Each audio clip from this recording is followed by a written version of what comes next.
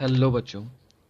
Here the question is a conducting sphere of radius capital R is given a charge capital Q, the electric potential and the electric field at the center of the sphere respectively are. So बच्चों यहाँ पर हमको एक conducting sphere given है जिस पर charge है Q. Okay? The charge is capital Q और इसकी रेडियस हमको गिवन है that the radius of this conducting sphere is capital R. Let's suppose कि यहाँ पर पॉजिटिवली चार्ज या पॉजिटिव चार्ज यूनिफॉर्मली डिस्ट्रीब्यूटेड है ऑन इट्स सरफेस, क्योंकि जो भी सरफेस पर चार्ज होगा वो यूनिफॉर्मली डिस्ट्रीब्यूटेड होगा कंडक्टर की सरफेस पर. तो यहाँ पर हमने माना कि पॉजिटिवली चार्ज पूरी सरफेस पर इक्वली और यूनिफॉर्मली डिस्ट्रीब्यूट है. अब यहाँ पर अगर हम इसके सेंटर पर इलेक्ट्रिक फील्ड को देखें तो इलेक्ट्रिक फील्ड इन सारे इंडिविजुअल चार्जेस की वजह से होगा, और अगर हम इस पॉजिटिव चार्ज को लेकर चलें तो इसकी वजह से जो इलेक्ट्रिक फील्ड होगा वो होगा डाउनवर्ड डायरेक्शन में, और इसके जस्ट अपोजिट वाले पॉइंट की वजह से जो इलेक्ट्रिक फील्ड होगा वो होगा अपवर्ड डायरेक्शन में. अब इन दोनों इलेक्ट्रिक फील्ड दैट E1 और E2 इन दोनों का मैग्नीट्यूड इक्वल है. सो here the magnitude of E1 and equals to E2, which is equals to K small q divided by capital R square. Okay, so इन दोनों का magnitude equal है but direction opposite है. सो हम ये कह सकते हैं कि इन दोनों चार्जेस की वजह से सेंटर पर जो इलेक्ट्रिक फील्ड होगा उसकी वैल्यू होगी 0. उसी तरीके से जितने भी सिमेट्री वाले चार्जेस हैं इन सब की वजह से इलेक्ट्रिक फील्ड की वैल्यू सेंटर पे होगी 0. सो दैट्स वाई हम यहाँ पर ये कह सकते हैं that electric field at centre is 0. तो ये तो फर्स्ट पार्ट अपना सॉल्व हो गया कि इलेक्ट्रिक फील्ड की वैल्यू कितनी होगी सेंटर पे, वो होगी 0. अब हम बात करते हैं कि यहाँ पर इलेक्ट्रिक पोटेंशियल कितना होगा. So here, what is the key concept of this question? So here the key concept is that the potential at point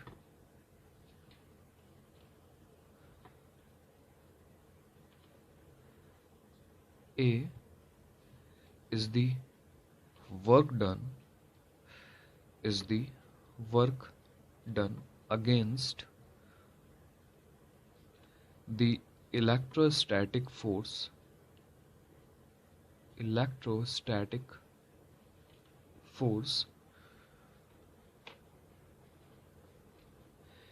in displacing a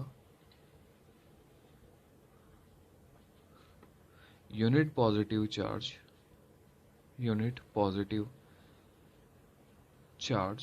from infinite to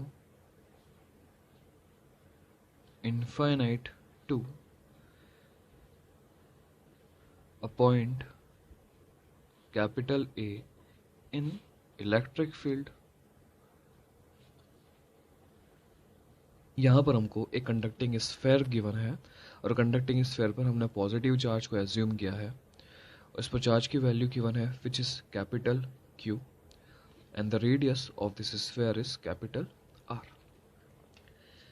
और बच्चों अगर हमको यहाँ पर किसी भी यूनिट टेस्ट चार्ज को इनफाइनाइट से इसका सेंटर तक लेकर आना है तो हमको इलेक्ट्रिक फील्ड के अपोज में वर्क करना पड़ेगा, और वो इलेक्ट्रिक फील्ड कहाँ पर होगा, इस स्फीयर के बाहर प्रेजेंट होगा. सो दैट्स वाई हमको इलेक्ट्रिक फील्ड के अगेंस्ट में कहाँ तक वर्क करना पड़ेगा, इसकी सरफेस तक लाने में, और सरफेस के अंदर इलेक्ट्रिक फील्ड 0 है. दैट्स वाई इस पर लगने वाले फोर्स की वैल्यू भी कितनी हो जाएगी, 0 हो जाएगी. दैट मीन्स हमको सरफेस तक लाने में ही वर्क करना पड़ेगा, उसके अंदर ये इजीली मूव कर जाएगा विदाउट एनी वर्क. ओके, सो जब हम इसको इनफाइनाइट से लेकर इसकी सरफेस तक लेकर आएंगे तो जो सरफेस का पोटेंशियल होगा वही पोटेंशियल किसका होगा, सेंटर का. So here the potential at centre is equals to the potential at surface. So here the potential at center is equals to KQ divided by capital R. Now we put the value of capital K. So here the potential at center is equals to 1 divided by 4 pi epsilon naught q divided by r. So dear students, here the potential at center is equals to q divided by 4 pi epsilon naught multiplied by r, and electric field at the center is 0, और यही हमारा answer है. So this is our answer. Now let's check which option is correct. So dear students, here option number 2 is the correct answer. I hope you understood it well. Thank you so much.